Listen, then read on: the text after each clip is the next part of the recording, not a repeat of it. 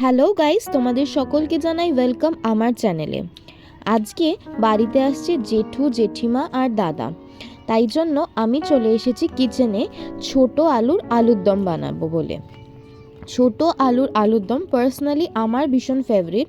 তাই জন্য ভাবলাম আজকে যখন শীতের মতো ছোট ছোট আলুও পেয়েছি আর ধনেপাতাও পেয়েছি, তাই এই রেসিপিটাই বানানো যাক। খুব সামান্যই ঘরোয়া উপকরণ দিয়ে বানিয়ে ফেলেছিলাম আজকের আলুর দমটা। আলুর দম আমার ভীষণই ফেভারিট। তোমাদের আগে একটু ইনগ্রেডিয়েন্টসগুলো বলে দিই, তারপর আমি শেয়ার করব আমার আলুর দম নিয়ে একটা গল্পের কথা। কড়াইতে কিছুক্ষণ তেলটা গরম করার পর সেদ্ধ আলুগুলোকে দিয়ে নিয়েছিলাম, আর এদিকে নিয়ে নিয়েছিলাম টমেটো আর আদার পেস্ট, আর তার সাথেই মশলার মধ্যে ছিল জিরে ফোড়ন দেওয়ার জন্য, হলুদ গুঁড়ো, কাশ্মীরি লঙ্কা, লাল লঙ্কার গুঁড়ো, জিরে গুঁড়ো আর ধনে গুঁড়ো, আর এছাড়া নুন মিষ্টি তো আছেই। আলুগুলোকে ভালো করে ভেজে নিয়ে তুলে নিয়েছিলাম একটা পাত্রে। ও, তোমাদেরকে একটা গল্প বলেছিলাম, বলবো না? এবার জগদ্ধাত্রী পুজোতে উপোস করব বলে ভেবেছিলাম, আর মা তার জন্য অঞ্জলি দিয়ে এসে খাওয়ার জন্য পরোটা আর আলুর দম বানাচ্ছিল। আর আমার আলুর দম এতটাই ফেভারিট যে আলুর দম হচ্ছে দেখে আমি আর নিজেকে কন্ট্রোল করতে না পেরে সপ্তমীর অঞ্জলিটা তাড়াতাড়ি করে সেরে এসে নিয়ে বসে পড়েছিলাম পরোটা আর আলুর দম। আমার মতো তোমরা কারা কারা আলুর দম প্রেমী আছো আমাকে একটু কমেন্ট করে জানিও। আর তোমাদের সাথে গল্প করতে করতে একে একে আলুগুলো আমি তুলে নিলাম। এরপর কড়াইতে আরও খানিকটা তেল দিয়ে তার মধ্যে জিরে ফোড়ন দিয়ে দেবো।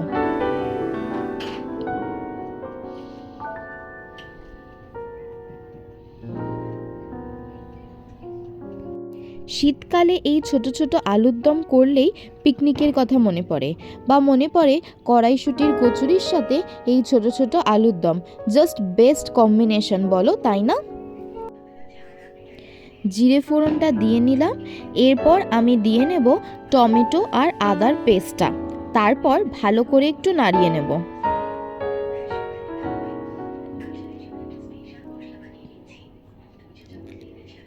এরপর একটা পাত্রে জল নিয়ে আমি জিরে গুঁড়ো, ধনে গুঁড়ো, লাল লঙ্কার গুঁড়ো, কাশ্মীরি লঙ্কার গুঁড়ো আর হলুদ গুঁড়োটা ভালো করে মিশিয়ে নেব।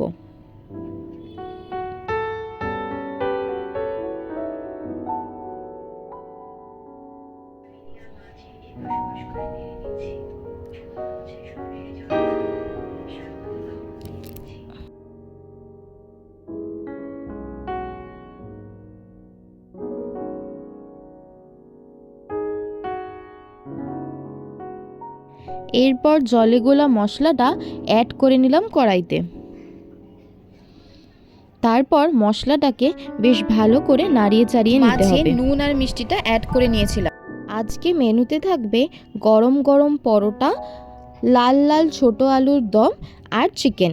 আর আমার যেহেতু আলুর দম এতটাই ফেভারিট, তাই আমার ঘাড়ে দায়িত্ব পড়েছিল আলুর দমটা বানানোর।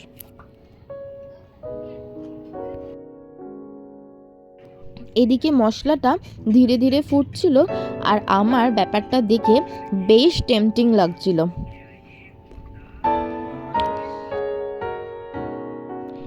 এরপর আগে থেকে সেদ্ধ করে রাখা ভেজে রাখা আলুগুলোকে একে একে অ্যাড করে নিলাম, এবং তারপর বেশ খানিকক্ষণ নাড়িয়ে চাড়িয়ে নিয়ে ধনেপাতা ওপর থেকে ছড়িয়ে দিলাম।